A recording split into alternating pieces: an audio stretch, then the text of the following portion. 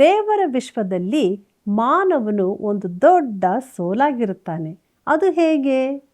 ನೋಡೋಣ ಬನ್ನಿ.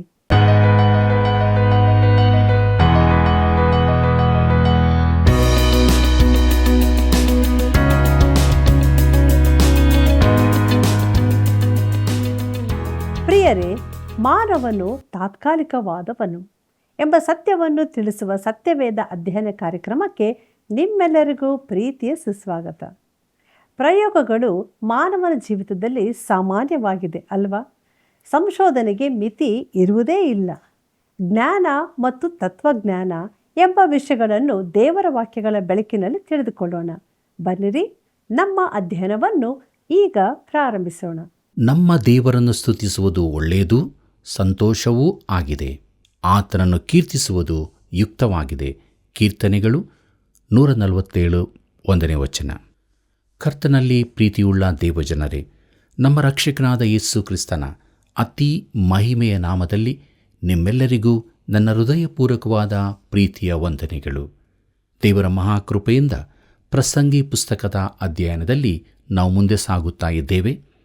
ಕಳೆದ ಕಾರ್ಯಕ್ರಮದಲ್ಲಿ ನಾವು ಧ್ಯಾನ ಮಾಡಿದಂಥ ವಿಷಯಗಳನ್ನು ನೆನಪು ಮಾಡಿಕೊಂಡು ನಮ್ಮ ಅಧ್ಯಯನದಲ್ಲಿ ಮುಂದೆ ಸಾಗುವಾಗ ಪ್ರಯೋಗಗಳು ನಡೆಸಲ್ಪಟ್ಟಿವೆ ಎಂಬ ವಿಚಾರವನ್ನು ನೋಡೋಣ. ಪ್ರಿಯರೇ, ಅವನ ಪ್ರಯೋಗಗಳು ಈ ಪುಸ್ತಕದ ಮುಖ್ಯಾಂಶಗಳಾಗಿವೆ. ಅದು 1ನೇ ಅಧ್ಯಾಯ 4ನೇ ವಚನದಿಂದ 12ನೇ ಅಧ್ಯಾಯ 12ನೇ ವಚನದವರೆಗೆ ಇರುತ್ತದೆ. ಅವನು ಪ್ರಯೋಗ ಮಾಡುವ ಮೊದಲ ಕ್ಷೇತ್ರ ವಿಜ್ಞಾನವಾಗಿದೆ. ಅವನು ಪ್ರಕೃತಿಯ ನಿಯಮಗಳ ಅಧ್ಯಯನ ಮಾಡುತ್ತಾನೆ. ಸೊಲೊಮೋನನು ಈ ರೀತಿ ಪ್ರಯತ್ನಿಸಿದ್ದು ಆಶ್ಚರ್ಯವಾಗಿದೆ. ಮಾನವನು ವೈಜ್ಞಾನಿಕ ಕ್ಷೇತ್ರಗಳಲ್ಲಿ ಅಧ್ಯಯನ ನಡೆಸಿ ಅದರ ಮೂಲಕ ಪ್ರಕೃತಿಯ ನಿಯಮಗಳನ್ನು ತನ್ನ ಜೀವಮಾನ ಕಾಲವಿಡೀ ಅಧ್ಯಯನ ಮಾಡುತ್ತಾನೆ. ಈ ಪುಸ್ತಕದಲ್ಲಿ ಈ ಪ್ರಕೃತಿಯ ನಿಯಮಗಳನ್ನು ತಿಳಿಸಲಾಗಿದೆ. ಪ್ರೀತಿಯುಳ್ಳ ದೇವಜನರೇ, ಮುಂದಕ್ಕೆ ನಾವು ವಿಜ್ಞಾನ ಎಂಬ ವಿಚಾರವನ್ನು ನೋಡೋಣ. ಪ್ರಸಂಗಿ 1ನೇ ಅಧ್ಯಾಯ 4ನೇ ವಚನ ಹೀಗೆ ಹೇಳುತ್ತದೆ: 1 ತಲಾಂತರವು ಗತಿಸುವುದು, ಇನ್ನೊಂದು ತಲಾಂತರವು ಬರುವುದು, ಭೂಮಿಯಾದರೋ ಶಾಶ್ವತವಾಗಿ ನಿಲ್ಲುವುದು ಎಂಬುದಾಗಿ. ಕರ್ತನಲ್ಲಿ ಪ್ರಿಯರೇ, ಭೂಮಿಯು ನಿತ್ಯಕ್ಕೂ ಉಳಿಯುತ್ತದೆ. ಮಾನವನು ತಾತ್ಕಾಲಿಕನಾಗಿದ್ದು ಅವನಲ್ಲಿಲ್ಲದ ಸ್ಥಿರತೆ ಭೂಮಿಗಿರುತ್ತದೆ. ಈಗಿನ ಕಾಲದ ಮನುಷ್ಯನು ಹಿಂದಿನ ಕಾಲದವನಿಗಿಂತ ತುಸು ಭಿನ್ನವಾಗಿದ್ದು ಭವಿಷ್ಯದ ಮಾನವನಿಗಿಂತ ಸ್ವಲ್ಪ ಬೇರೆಯೇ ಆಗಿರುತ್ತಾನೆ. ಆದರೂ ಮಾನವನು ತಾತ್ಕಾಲಿಕನಾದವನೇ. ಪ್ರಿಯರೇ, ಜನನ ಸರಣಿಯಿಂದಾಗಿ ಮಾನವ ಜಾತಿ ಮುಂದುವರಿಯುತ್ತಾ ಇರುತ್ತದೆ. ನಮ್ಮಲ್ಲನೇಕರು 100 ವರ್ಷಗಳ ಹಿಂದೆ ಇರಲಿಲ್ಲ. ಇನ್ನೂ 100 ವರ್ಷಗಳ ಬಳಿಕ ನಾವು ಇರಲಿಕ್ಕಿಲ್ಲ. ನಮ್ಮಲ್ಲನೇಕರು ಇನ್ನೂ ಹೆಚ್ಚು ವರ್ಷ ಬದುಕಿರಲಿಕ್ಕಿಲ್ಲ. ಆದರೂ ಮಾನವ ಜನಾಂಗವು ಮುಂದುವರಿಯುತ್ತಾ ಇರುತ್ತದೆ. ಸೊಲೊಮೋನನು ಇದನ್ನು ಗಮನಿಸಿದ್ದಾನೆ. 1 ತಲಾಂತರವು ಗತಿಸುವುದು, ಇನ್ನೊಂದು ತಲಾಂತರವು ಬರುವುದು ಎಂದು ಹೇಳುತ್ತಾನೆ. ಪ್ರಿಯರೇ, ಮಾನವನು ನಶ್ವರವಾದವನು. ಈ ಜೀವಿತದ ಕುರಿತಾಗಿ ಮಾತ್ರವೇ ಮಾನವನನ್ನು ನೋಡುವುದಾದರೆ ದೇವರ ವಿಶ್ವದಲ್ಲಿ ಮಾನವನು ಒಂದು ದೊಡ್ಡ ಸೋಲಾಗಿರುತ್ತಾನೆ. ಅವನು ಕೆಲವೇ ವರ್ಷಗಳು ಇಲ್ಲಿರುತ್ತಾನೆ. ಉತ್ತರ ಕ್ಯಾಲಿಫೋರ್ನಿಯಾದಲ್ಲಿ ಯೇಸುವಿನ ಕಾಲದಿಂದ ಇದ್ದ ಅನೇಕ ಕೆಂಪು ಮರಗಳಿರುತ್ತವೆ. ಆದರೆ ಭೂಶಾಸ್ತ್ರಜ್ಞರು ಹೇಳುವಂತೆ ಮಿಲಿಯಗಟ್ಟಲೆ ವರ್ಷಗಳಿಂದ ಇಲ್ಲೇ ಇರುವ ಬಂಡೆಕಲ್ಲುಗಳನ್ನು ಹೋಲಿಸಿದರೆ ಈ ಮರಗಳು ಇತ್ತೀಚೆಗೆ ಬಂದಂತಿರುತ್ತವೆ ಎಂದು. ಈ ಭೂಮಿ ಯಾವಾಗಿನಿಂದ ಇದೆ ಎಂದು ಯಾರಿಗೂ ತಿಳಿಯದಿದ್ದರೂ ಮಾನವನಿಗಿಂತ ಮೊದಲು ಇತ್ತು ಮತ್ತು ನಮ್ಮಲ್ಲನೇಕರು ದಾಟಿ ಹೋದ ಬಳಿಕ ಇರುತ್ತದೆ. ಈ ವಿಚಾರವು ನಮಗೆ ನಿರುತ್ಸಾಹವನ್ನು ಹುಟ್ಟಿಸುವಂಥದ್ದಾಗಿದೆ. ಮನುಷ್ಯನು ತಾನು ನೆನೆಸುವ ರೀತಿಯಲ್ಲಿಲ್ಲ. ಕರ್ತನಲ್ಲಿ ಪ್ರಿಯರೇ, ಇಲ್ಲಿ ಕೆಲವು ವಿಶೇಷ ಮಾತುಗಳನ್ನು ಗಮನಿಸುತ್ತೇವೆ. ಸೊಲೊಮೋನನು ಪ್ರಕೃತಿಯ ನಿಯಮಗಳ ಅಧ್ಯಯನ ನಡೆಸಿ ಆ ಕುರಿತು ಅನೇಕ ಸಂಗತಿಗಳನ್ನು ಕಂಡುಕೊಂಡನು ಮತ್ತು ಈ ವಿಚಾರಗಳು ನಮ್ಮ ವೈಜ್ಞಾನಿಕ ಕ್ಷೇತ್ರದಲ್ಲಿ ಮೂಲ ವಿಚಾರವಾಗಿರುವುದು ಆಸಕ್ತಿಕರವಾದದ್ದಾಗಿದೆ. ಪ್ರಸಂಗಿ 1ನೇ ಅಧ್ಯಾಯ 5ನೇ ವಚನದಿಂದ 7ನೇ ವಚನದವರೆಗೆ ಗಮನಿಸಿರಿ. ಅಲ್ಲಿ ನಾವು ಹೀಗೆ ನೋಡುತ್ತೇವೆ, ಸೂರ್ಯನು ಏರುವನು, ಸೂರ್ಯನು ಇಳಿಯುವನು, ಹೊರಟ ಸ್ಥಾನಕ್ಕೆ ಅಸುರುಸುರಾಗಿ ತಿರುಗಿ ಓಡುವನು. ಗಾಳಿಯು ತೆಂಕಣಕ್ಕೆ ಬೀಸಿ ಬಡಗಣಕ್ಕೆ ತಿರುಗುವುದು, ಅದು ತಿರುಗುತ್ತಾ ಹೋಗಿ ತಿರುಗುತ್ತಾ ಬರುವುದು. ನದಿಗಳೆಲ್ಲ ಸಮುದ್ರಕ್ಕೆ ಹರಿದು ಹೋಗುವವು, ಆದರೂ ಸಮುದ್ರವು ತುಂಬುವುದಿಲ್ಲ. ಅವು ಎಲ್ಲಿಗೆ ಹರಿದು ಹೋಗುತ್ತವೋ ಅಲ್ಲಿಗೆ ತಿರುಗಿ ಹೋಗುವವು ಎಂಬುದಾಗಿ. ಪ್ರೀತಿಯುಳ್ಳ ದೇವಜನರೇ, ಸೊಲೊಮೋನನ ಕಾಲದಲ್ಲಿಯೇ ಈ ಸಂಗತಿಗಳು ನಿಖರವಾಗಿ ಗುರುತಿಸಲ್ಪಟ್ಟಿದ್ದು ಆಸಕ್ತಿಕರವಾಗಿದೆ. ಡಾಕ್ಟರ್ ಆರ್ಥರ್ ಟಿ ಪಿಯರ್ಸನ್ ಅವರು ಇದರ ಕುರಿತು ಹೀಗೆ ಹೇಳಿದ್ದಾರೆ, ಏನೆಂದರೆ, ಸತ್ಯವೇದದ ಮಾತುಗಳನ್ನು ವೈಜ್ಞಾನಿಕ ಸತ್ಯಗಳಿಗೆ ಒಗ್ಗಿಸಲು ಬಲತ್ಕರಿಸುವುದು ಅಪಾಯಕರವಾದದ್ದಾಗಿದೆ ಎಂದು. ಈ ಕೆಲವು ವಿಚಾರಗಳು ಬಹು ಅದ್ಭುತ ರೀತಿಯವುಗಳಾಗಿವೆ, ಆದರೆ ಸೊಲೊಮೋನನು ಉಪಯೋಗಿಸಿದ ಮಾತುಗಳು ವೈಜ್ಞಾನಿಕ ಸಂಶೋಧನೆಗಳಿಗೆ ಅನುಸಾರವಾಗಿರುವುದು ಕುತೂಹಲಕರವಾಗಿದೆ. ಪ್ರಿಯರೇ, ಉದಾಹರಣೆಗಾಗಿ ಆವಿಯಾಗುವಿಕೆ, ಗಾಳಿಯ ದಿಕ್ಕು ಇತ್ಯಾದಿಗಳು. ವಚನ 6 ಮತ್ತು 7 ನೀವು ಗಮನಿಸಿರಿ. ರೆಡ್ ಫೀಲ್ಡರು ಹೇಳಿದ ಬಿರುಗಾಳಿಯ ತತ್ವಗಳು ಇಲ್ಲಿ ತಿಳಿಸಲ್ಪಟ್ಟಿವೆ ಎಂದು ಕೆಲವರು ಧೈರ್ಯವಾಗಿ ಹೇಳಿದ್ದಾರೆ. ಈ ಕುರಿತಾಗಿ ಯೋಚಿಸದೆ ನಾವು ಕೇಳಬಹುದು, ಸೊಲೊಮೋನನಿಗೆ ಗಾಳಿಯ ಚಲನೆ ಅನಿಯಮಿತವಾಗಿದ್ದರೂ ನಿಯಮಿತವಾಗಿರುವಂತೆ ಕಾಣುವುದು, ಭೂಮಿಗೆ ಬಿದ್ದ ನೀರು ಆವಿಯಾಗಿ ಪುನಃ ಮೇಲಕ್ಕೇರಿ ಹೋಗುವುದು, ಹಾಗಾಗಿ ಸಮುದ್ರದ ಮಟ್ಟ ಏರದಿರುವುದು ಇತ್ಯಾದಿಗಳು ಹೇಗೆ ತಿಳಿದು ಬಂದವು?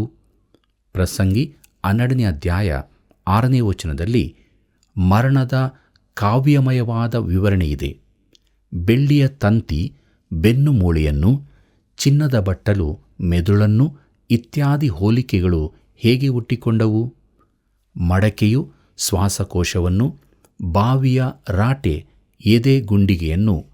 ರಕ್ತ ಸಂಚಲನದ ಕುರಿತು ಸೊಲೊಮೋನನಿಗೆ ದೈವ ಪ್ರೇರಣೆಯಾಗಿರದಿದ್ದರೆ ಹಾರ್ವೆ ಆ ಕುರಿತು ಕಂಡುಹಿಡಿಯುವ 26 ಶತಮಾನಗಳ ಮೊದಲೇ ಸೊಲೊಮೋನನು ಅದೇ ಭಾಷೆಯಲ್ಲಿ ಅದನ್ನು ಹೇಳಿರುವುದು ಆಶ್ಚರ್ಯವಲ್ಲವೇ? ಚಕ್ರವು ಒಂದು ನಳ್ಳಿಯ ಮೂಲಕ ಮೇಲಕ್ಕೆತ್ತುವುದು, ಇನ್ನೊಂದರ ಮೂಲಕ ಕೆಳಕ್ಕೆ ತಳ್ಳುವುದು. ಕರ್ತನಲ್ಲಿ ಪ್ರಿಯರೇ, 5ರಿಂದ 7 ವಚನಗಳಲ್ಲಿ ಬಹು ಆಸಕ್ತಿಯ 3 ಸಂಗತಿಗಳಿರುತ್ತವೆ. ಅದರಲ್ಲಿ ಮೊದಲನೆಯದು, ಸೂರ್ಯನು ಏರುವನು, ಸೂರ್ಯನು ಇಳಿಯುವನು. ಪ್ರಿಯರೇ, ಸೃಷ್ಟಿಯಲ್ಲಿ ಸತತವಾಗಿ ಒಂದು ಕ್ರಿಯೆ ನಡೆಯುತ್ತಿರುತ್ತದೆ, ಆದರೆ ಅದು ಸ್ಥಿರವಾಗಿ ನಡೆಯುವಂತಹದ್ದು. ಈ ಸೂರ್ಯನ ಚಲನೆ ಭೂಮಿಯ ಚಲನೆಯಿಂದಾಗಿ ಆಗುವುದಾಗಿದ್ದರೂ ನಾವು ಸೂರ್ಯನ ಈ ಚಲನೆಯ ಮೇಲೆ ನಮ್ಮ ಚಟುವಟಿಕೆಗಳನ್ನು ಆಧರಿಸುತ್ತೇವೆ. ನಾವು ಭೂಮಿಯ ಒಂದು ಸ್ಥಳದ ಮೇಲೆ ನಿಂತಿರುವಾಗ ನಮಗೆ ಸೂರ್ಯನು ಮೇಲೇರಿದಂತೆ ಕೆಳಗೆ ಇಳಿದು ಬಂದಂತೆ ಕಾಣುತ್ತದೆ. ಈ ಮಾತುಗಳನ್ನು ಮಾನವನು ತನ್ನೆಲ್ಲ ವ್ಯವಹಾರಗಳಲ್ಲಿಯೂ ಉಪಯೋಗಿಸಿರುತ್ತಾನೆ. ಆದರೆ ಸೂರ್ಯನು ಕಂಡುಬರುವ ಮಾಯವಾಗುವ ಚಲನೆಯ ನಿಖರತೆ ನಮಗೆ ಆಶ್ಚರ್ಯವಾಗಿ ಕಾಣುತ್ತದೆ. ಅದು ಯಾವುದೋ ನಿರ್ದಿಷ್ಟ ನಿಯಮಕ್ಕನುಗುಣವಾಗಿ ನಡೆಯುವಂತೆ ನಮಗೆ ತೋರುತ್ತದೆ. ಕರ್ತನಲ್ಲಿ ಪ್ರಿಯರೇ, 2ನೆಯ ಆಸಕ್ತಿಯ ವಿಚಾರ, ಗಾಳಿಯು ತೆಂಕಣಕ್ಕೆ ಬೀಸಿ ಬಡಗಣಕ್ಕೆ ತಿರುಗುವುದು. ಪ್ರಿಯರೇ, ಗಾಳಿಯು ನಿರ್ದಿಷ್ಟ ನಿಯಮವನ್ನನುಸರಿಸುತ್ತದೆಂದು ನಾವು ಈಗ ತಿಳಿದಿದ್ದೇವೆ. ಆಧುನಿಕ ಉಪಕರಣಗಳ ಮೂಲಕ ಕೂಡ ಹವಾಮಾನವನ್ನು ಅತಿ ನಿಖರವಾಗಿ ಹೇಳುವುದು ಕಷ್ಟಕರವಾಗಿರುತ್ತದೆ. ಒಂದೇ ರೀತಿಯ ಹವಾಮಾನವಿರುವ ದೇಶದಲ್ಲಿ ಕೂಡ ಅನೇಕವರ್ತಿ ಹವಾಮಾನ ಮುನ್ಸೂಚನೆ ತಪ್ಪಾಗಿರುತ್ತದೆ. ಅನೇಕ ವರ್ಷಗಳಿಂದ ನಾನಿದನ್ನು ನೋಡುತ್ತಾ ಬಂದಿದ್ದೇನೆ. ಕರ್ತನಾದ ಯೇಸು ಹೇಳಿದ್ದಾನೆ, ಗಾಳಿಯು ಮನಸ್ಸು ಬಂದ ಕಡೆ ಬೀಸುತ್ತದೆ ಎಂದು. ಅಂದರೆ ಅದು ತನಗೆ ಇಷ್ಟವಿದ್ದ ಕಡೆಗೆ ಬೀಸುತ್ತದೆ, ಆದರೆ ಅದು ನಿಯಮಾನುಸಾರ ಬೀಸುತ್ತದೆ. ನೀನು ಅದರ ಸಪ್ಪಳ ಕೇಳುತ್ತಿ, ಆದರೆ ಅದು ಎಲ್ಲಿಂದ ಬರುತ್ತದೋ ಎಲ್ಲಿಗೆ ಹೋಗುತ್ತದೋ ಹೇಳಲಾರಿ. ಇದನ್ನು ನಾವು ಯೋಹಾನ ಬರೆದ ಸುವಾರ್ತೆ 3ನೇ ಅಧ್ಯಾಯ 8ನೇ ವಚನದಲ್ಲಿ ಓದುತ್ತೇವೆ. ಪ್ರಿಯರೇ, ಅದರ ದಿಕ್ಕನ್ನು ಹೇಳಲು ನನಗೆ ಸಾಧ್ಯವಿಲ್ಲ. ನಾನು ಈ ಪ್ರಸಂಗಿ ಪುಸ್ತಕದ ಅಧ್ಯಯನ ಮಾಡುತ್ತಿರುವಾಗ ದೇಶದಲ್ಲಿ ಹವಾಮಾನದ ತೊಂದರೆಗಳಿದ್ದವು. ದಕ್ಷಿಣ ಕ್ಯಾಲಿಫೋರ್ನಿಯಾದಲ್ಲಿ ಜೂನ್, ಜುಲೈ, ಆಗಸ್ಟ್ ತಿಂಗಳುಗಳಲ್ಲಿ ಮಳೆ ಇರುವುದಿಲ್ಲ. ಆದರೆ ಅದೇ ತಿಂಗಳುಗಳಲ್ಲಿ ಅನೇಕ ಸಲ ಮಳೆ ಬರುತ್ತದೆ. ಹವಾಮಾನ ಮುನ್ಸೂಚಕರು ಅಲ್ಲಿ ನಿಮ್ನ ಒತ್ತಡವಿದೆ, ಇಲ್ಲಿ ನಿಮ್ನ ಒತ್ತಡವಿದೆ ಎಂದು ಹೇಳುತ್ತಲೇ ಇರುತ್ತಾರೆ. ಚಲನೆ ಇರುತ್ತದೆ, ಗಾಳಿ ಬೀಸುತ್ತಿರುತ್ತದೆ. ಗಾಳಿ ತನಗೆ ಇಷ್ಟ ಬಂದ ಕಡೆಗೆ ಬೀಸುತ್ತದೆ. ಇಲ್ಲವೇ ಸೊಲೊಮೋನನು ಬರೆದಂತೆ ಅದು ತೆಂಕಣ ದಿಕ್ಕಿಗೆ ತಿರುಗುತ್ತದೆ. ಒಂದು ಸ್ಥಳದಲ್ಲಿ ಅದು ದಕ್ಷಿಣಕ್ಕೆ ಬೀಸುತ್ತದೆ, ಇನ್ನೊಂದು ಸ್ಥಳದಲ್ಲಿ ಅದು ಉತ್ತರ ದಿಕ್ಕಿಗೆ ಬೀಸುತ್ತದೆ. ಅರಿಜೋನದಲ್ಲಿ ಮರುಭೂಮಿ ಪ್ರದೇಶದಲ್ಲೂ ನೆರೆ ಬರುತ್ತದೆ. ಇದು ಗಾಳಿಯಿಂದಾಗಿ ಗಾಳಿ ಬೀಸುವಾಗ ಒಂದು ನಿರ್ದಿಷ್ಟ ನಿಯಮಾನುಸಾರ ಬೀಸುತ್ತದೆ. ಪ್ರಿಯರೇ, ಸೊಲೊಮೋನನಿಗೆ ಇದೆಲ್ಲ ಹೇಗೆ ಗೊತ್ತು? ಈಗ ನಮಗಿರುವ ರೀತಿಯ ಆಧುನಿಕ ಉಪಕರಣಗಳು ಆ ಕಾಲದಲ್ಲಿ ಇರಲಿಲ್ಲ. ಪ್ರೀತಿಯುಳ್ಳ ದೇವಜನರೇ, ನದಿಗಳೆಲ್ಲ ಸಮುದ್ರಕ್ಕೆ ಹರಿದು ಹೋಗುವವು, ಆದರೂ ಸಮುದ್ರವು ತುಂಬುವುದಿಲ್ಲ. ಸೊಲೊಮೋನನು ಸೂಚ್ಯವಾಗಿ ಆವಿಯಾಗುವಿಕೆಯ ಕುರಿತಾಗಿ ಹೇಳುತ್ತಿದ್ದಾನೆ. ನೀರ ಪಸೆ ಗಾಳಿಯಲ್ಲಿ ಮೇಲಕ್ಕೇರುತ್ತದೆ. ಆಗ ಗಾಳಿಯು ಬೀಸಿ ಆ ನೀರ ಹನಿಯನ್ನು ಭೂಮಿಯ ಕಡೆಗೆ ತಿರುಗಿಸುತ್ತದೆ. ಆಗ ಮಳೆ ಬೀಳುತ್ತದೆ. ಈ ಇಡೀ ಕಾರ್ಯವು ನಿಯಮಾನುಸಾರವಾಗಿ ನಡೆಯುತ್ತದೆ, ನಿರ್ದಿಷ್ಟ ಕ್ರಮವನ್ನನುಸರಿಸುತ್ತದೆ. ಯಾವುದೇ ರೀತಿ ಅಡ್ಡಾದಿಡ್ಡಿಯಾಗಿ ನಡೆಯುವುದಿಲ್ಲ. ಕರ್ತನಲ್ಲಿ ಪ್ರಿಯರೇ, 4ನೇ ವಚನವನ್ನು ಸೇರಿಸಿ 4 ವಿಶೇಷ ಪ್ರಾಕೃತಿಕ ನಿಯಮಗಳ ಕುರಿತು ಓದುತ್ತೇವೆ. ಇದು ಅರ್ಥಪೂರ್ಣವಾಗಿದ್ದು ಮಾನವನ ಈಗಿನ ಜ್ಞಾನಕ್ಕೆ ಅನುಗುಣವಾದದ್ದಾಗಿಯೇ ಇದೆ. ಕ್ರಿಸ್ತಪೂರ್ವ 1000 ವರ್ಷಗಳ ಕಾಲದ ಬರಹಗಳೊಂದಿಗೆ ಇದನ್ನು ಹೋಲಿಸಿ ನೋಡಿರಿ. ದೇವರ ವಾಕ್ಯದಲ್ಲಿನ ನಿಖರವಾದ ಸಂಗತಿಗಳ ಎದುರು ಅವೆಲ್ಲವೂ ಸುಳ್ಳು, ತಾರ್ಕಿಕತೆಗಳು, ಮೂಢನಂಬಿಕೆಗಳು ಆಗಿರುವುದನ್ನು ಕಾಣುತ್ತೇವೆ. ಪ್ರಿಯರೇ, ಇನ್ನೊಂದು ವಿಚಾರವನ್ನು ನಾವು ಗಮನಿಸಬಹುದು. ಪ್ರಸಂಗಿ 1ನೇ ಅಧ್ಯಾಯ 8ನೇ ವಚನ ಹೀಗೆ ಹೇಳುತ್ತದೆ: ಎಲ್ಲ ವಸ್ತುಗಳು ಬಳಲಿ ಹೋಗುವವು, ಇದನ್ನು ಮನುಷ್ಯನು ವಿವರಿಸಲಾರನು. ಕಣ್ಣು ನೋಡಿ ನೋಡಿ ತೃಪ್ತಿಗೊಳ್ಳದು, ಕಿವಿಯು ಕೇಳಿ ಕೇಳಿ ದಣಿಯದು ಎಂಬುದಾಗಿ. ಪ್ರೀತಿಯುಳ್ಳ ದೇವಜನರೇ, ಹಿಂದೆ ಇದು ಸತ್ಯವಾಗಿದ್ದಿರಲಾರದು. ಆದರೆ ದೂರದರ್ಶನವು ಬಂದ ಬಳಿಕ ಇದು ಸತ್ಯವಾದದ್ದಾಗಿರುತ್ತದೆ. ಅನೇಕರು ತಾಸುಗಟ್ಟಲೆ ದೂರದರ್ಶನ ವೀಕ್ಷಿಸುತ್ತಾರೆ. ಯಾಕೆಂದರೆ ಕಣ್ಣಿಗೆ ನೋಡಿದಷ್ಟು ತೃಪ್ತಿಯಾಗುವುದಿಲ್ಲ, ಕಿವಿಗೆ ಕೇಳಿದಷ್ಟು ತೃಪ್ತಿಯಾಗುವುದಿಲ್ಲ. ನಮ್ಮಲ್ಲಿ ಅನೇಕರು ಹೊಸ ಸ್ಥಳಗಳಿಗೆ ಹೋಗಿ ಹೊಸ ಸಂಗತಿಗಳನ್ನು ನೋಡಲಿಚ್ಛಿಸುತ್ತೇವೆ. ಇದು ಜೀವನದ ಒಂದು ಮನೋರಂಜನೆಯಾಗಿರುತ್ತದೆ. ಈ ವಿಶಾಲ ಜಗತ್ತಿನಲ್ಲಿ ನಾವು ಅನುಭವಿಸಬಹುದಾದ ಕೆಲವು ಸಂಗತಿಗಳು ಇವುಗಳಾಗಿವೆ. ನಾನು ಹೋದ ಯಾವ ಪ್ರಾಂತ್ಯವನ್ನೂ ನಾನು ಮೆಚ್ಚದೇ ಇರಲಿಲ್ಲ. ಅವು ಎಲ್ಲವೂ ಅದ್ಭುತವಾಗಿದೆ. ನಾವು ವಾಸಿಸುವ ಭೂಮಿಯು ವಿಶ್ವವು ಅದ್ಭುತವಾದವುಗಳಾಗಿವೆ. ಕರ್ತನಲ್ಲಿ ಪ್ರಿಯರೇ, ವಿಶ್ವದ ಸಂಶೋಧನೆಯಲ್ಲಿ ಮಾನವನಿಗೆ ಮಿತಿ ಇರುವುದಿಲ್ಲ. ಹೆಚ್ಚು ಕಲಿತಷ್ಟಕ್ಕೆ ತಾನು ಇನ್ನೂ ಕಲಿಯಬೇಕೆಂಬುದು ವೇದ್ಯವಾಗುತ್ತದೆ. ಕಲಿತಷ್ಟಕ್ಕೆ ತಾನು ಕಲಿಯಬೇಕಾದದ್ದು ಇನ್ನೂ ಇದೆ ಎಂಬ ಭಾವನೆ ಬರುತ್ತದೆ. ಇದು ನಿರಾಶೆಗೆ ನಡೆಸಬಹುದು. ಚಿಕ್ಕ ಮಾನವನಿಗೆ ಭೌತಿಕ ಜಗತ್ತು ಬಹು ದೊಡ್ಡದಾಗಿ ಕಾಣುತ್ತದೆ. ಆದರೆ ನಮಗೆ ತಿಳಿದಿರುವಂತೆ ವಿಶ್ವವನ್ನು ತಿಳಿಯಬಲ್ಲವನು ದೇವರ ಸೃಷ್ಟಿಯಲ್ಲಿ ಮಾನವನು ಮಾತ್ರ. ನಾಯಿಯೊಂದು ಚಂದ್ರನನ್ನು ನೋಡಿ ಬೊಗಳುವಾಗ ಅದಕ್ಕೆ ಚಂದ್ರನಲ್ಲಿಗೆ ಇರುವ ದೂರವೆಷ್ಟೆಂದು ತಿಳಿಯದು. ಅದಕ್ಕೆ ಅದು ಬೇಕಾಗಿಯೂ ಇಲ್ಲ. ತಾನೊಂದು ವಿಶಾಲ ವಿಶ್ವದಲ್ಲಿ ವಾಸಿಸುತ್ತಿದ್ದೇನೆಂದು ಅದಕ್ಕೆ ತಿಳಿದಿರಲಿಕ್ಕೂ ಇಲ್ಲ. ನಾಯಿಯ ಜಗತ್ತು ಬಹು ಚಿಕ್ಕದಾದದ್ದು. ಅನೇಕ ಸಲ ಅದು ಒಂದು ಎಲುಬು ತುಂಡಿಗೆ ಸೀಮಿತವಾದದ್ದಾಗಿರುತ್ತದೆ. ಆದರೆ ಮಾನವನ ಕಣ್ಣು ಕಿವಿಗಳಿಗೆ ತೃಪ್ತಿ ಎಂಬುದು ಇರುವುದಿಲ್ಲ. ಅವನು ಇನ್ನೂ ತಿಳಿದುಕೊಳ್ಳಲು ಯತ್ನಿಸುತ್ತಲೇ ಇರುತ್ತಾನೆ. ಮುಂದಕ್ಕೆ ನೋಡೋಣ. ಪ್ರಸಂಗಿ 1ನೇ ಅಧ್ಯಾಯ 9 ಮತ್ತು 10ನೇ ವಚನಗಳನ್ನು. ಅಲ್ಲಿ ಹೀಗೆ ಬರೆದದೆ: ಇದ್ದದ್ದೇ ಇರುವುದು, ನಡೆದದ್ದೇ ನಡೆಯುವುದು, ಲೋಕದಲ್ಲಿ ಹೊಸದೇನೂ ಇಲ್ಲ. ಇಗೋ, ಹೊಸದು ಎನಿಸಿಕೊಳ್ಳುವ ವಸ್ತುವಿದ್ದರೂ ಅದು ಪೂರ್ವದಲ್ಲಿ ನಮಗಿಂತ ಮುಂಚಿನ ಯುಗಗಳಲ್ಲಿಯೂ ಇದ್ದದ್ದೇ ಎಂಬುದಾಗಿ. ಪ್ರೀತಿಯುಳ್ಳ ದೇವಜನರೇ, ಹೊಸ ಉಪಕರಣವೊಂದನ್ನು ಉತ್ಪಾದಿಸಿದಾಗ ನಾವೇನನ್ನೋ ಹೊಸದೊಂದನ್ನು ಆವಿಷ್ಕರಿಸಿದ್ದೇವೆಂದು ನೆನೆಸುತ್ತೇವೆ. ಟೆಲಿಫೋನ್ ಎಂತಹ ಉಪಯುಕ್ತ ಉಪಕರಣ ಎಂದು ನಾನು ಭಾವಿಸಿದ್ದೆ. ಸಮಾರಂಭಗಳಲ್ಲಿರುವಾಗ ಟೆಲಿಫೋನ್ ಗಂಟೆ ಬಾರಿಸಿದರೆ ಎಲ್ಲರೂ ಅದನ್ನು ಎತ್ತುವ ಸದ್ದು ಮಾಡುತ್ತಾರೆ. ಅದು ಆಗಿನ ಬಹಿರಂಗ ಪ್ರದರ್ಶನವಾಗಿತ್ತು. ನೀವು ಹೇಳಬಹುದು, ದೂರದರ್ಶನವು ಹೊಸದೇ ಆಗಿದೆ ಎಂದು. ಭೂಲೋಕದಲ್ಲಿರುವ ಯಾವುದೂ ಹೊಸದಲ್ಲವೆಂದು ಹೇಗೆ ಹೇಳುತ್ತೀರಿ? ಪ್ರಿಯರೇ, ಯಾವುದೂ ಹೊಸತಲ್ಲ.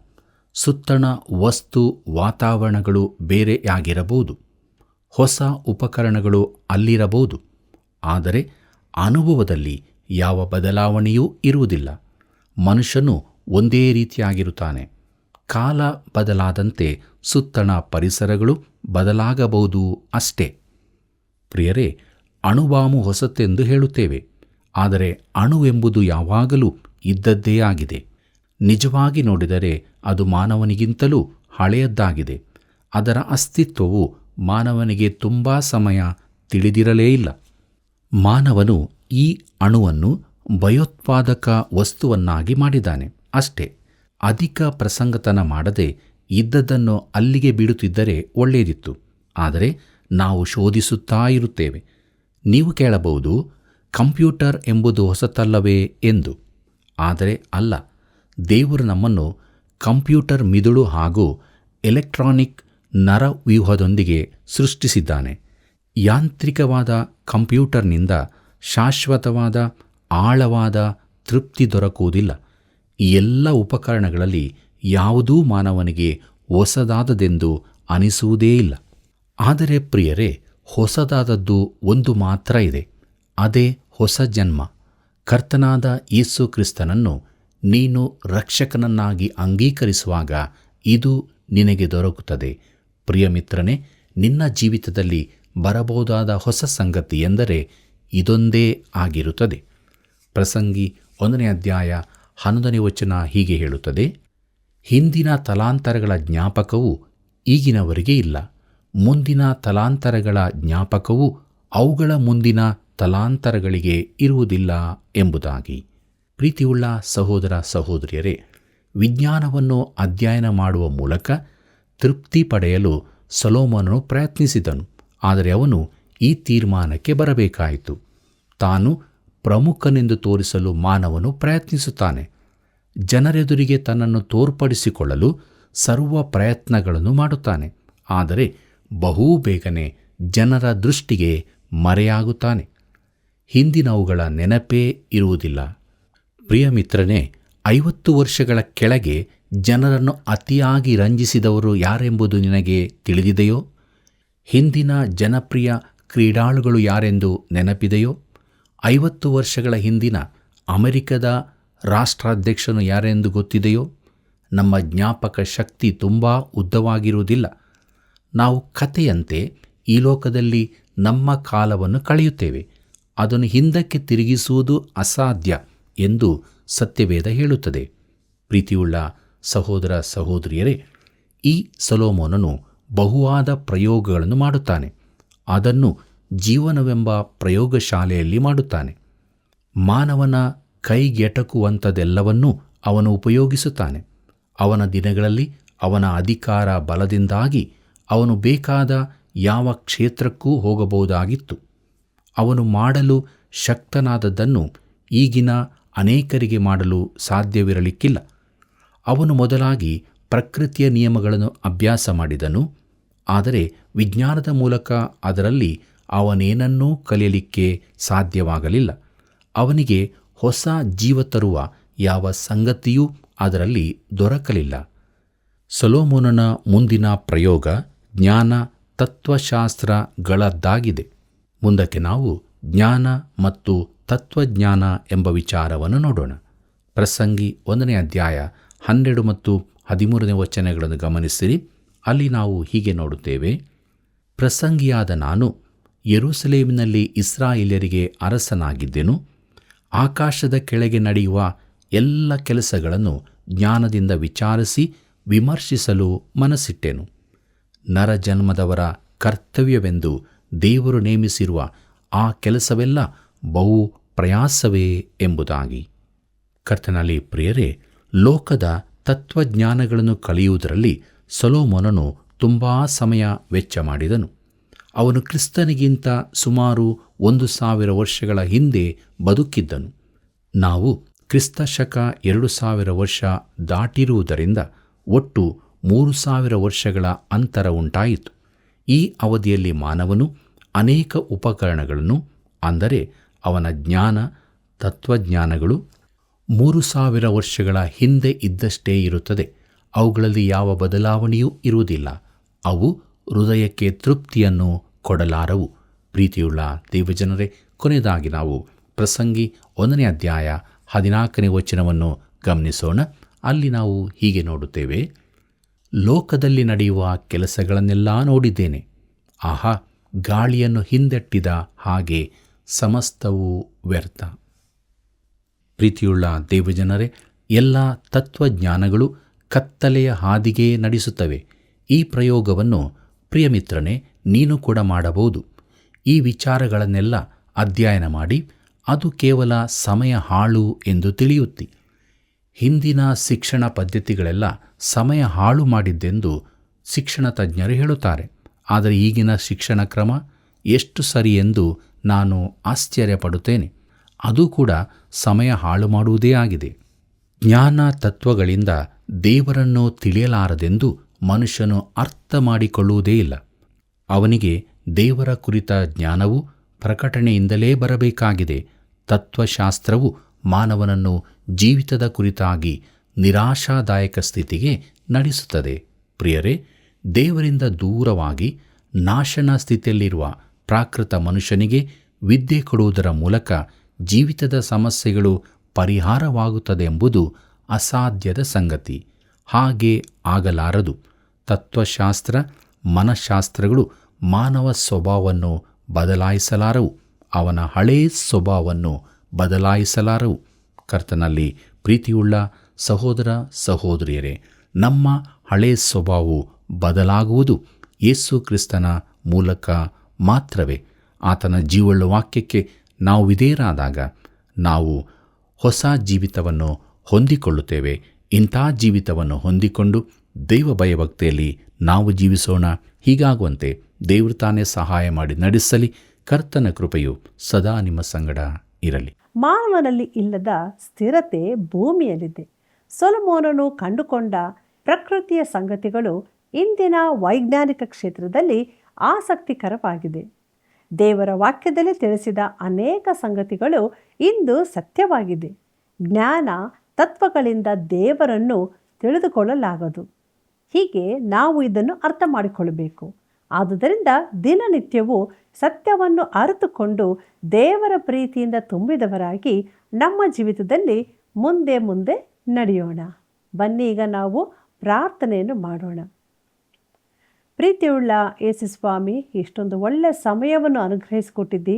ನಿನ್ನ ಪವಿತ್ರವಾದ ಜೀವವುಳ್ಳ ವಾಕ್ಯಗಳಿಗಾಗಿ ಸ್ತೋತ್ರ. ಹೌದು ಕರ್ತನೆ, ಈ ಲೋಕದಲ್ಲಿ ಜೀವಿಸಬೇಕಾದರೆ ನಿನ್ನ ವಾಕ್ಯಗಳೇ ನಮಗೆ ಬೆಳಕನ್ನು ನೀಡುವಂಥದ್ದು, ಸತ್ಯ ಮಾರ್ಗದಲ್ಲಿ ನಡೆಸುವಂಥದ್ದು. ಪ್ರಸಂಗಿ ಪುಸ್ತಕದಲ್ಲಿ ಅಳವಡಿಸಿರುವಂಥ ಅನೇಕ ಗೂಢಾರ್ಥಗಳನ್ನು ನಮಗೆ ನೀನು ತಿಳಿಯಪಡಿಸ್ತಾ ಇದ್ದೀಯ. ಅದಕ್ಕಾಗಿ ಸ್ತೋತ್ರ.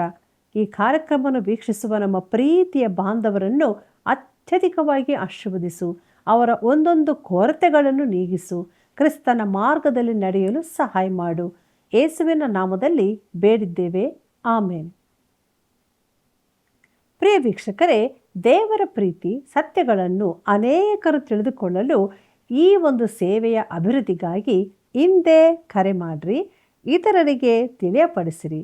ಮತ್ತೆ ನಾವು ಭೇಟಿಯಾಗೋಣವಾ? ನಿಮ್ಮೆಲ್ಲರಿಗೂ ತುಂಬ ಹೃದಯದ ವಂದನೆಗಳು.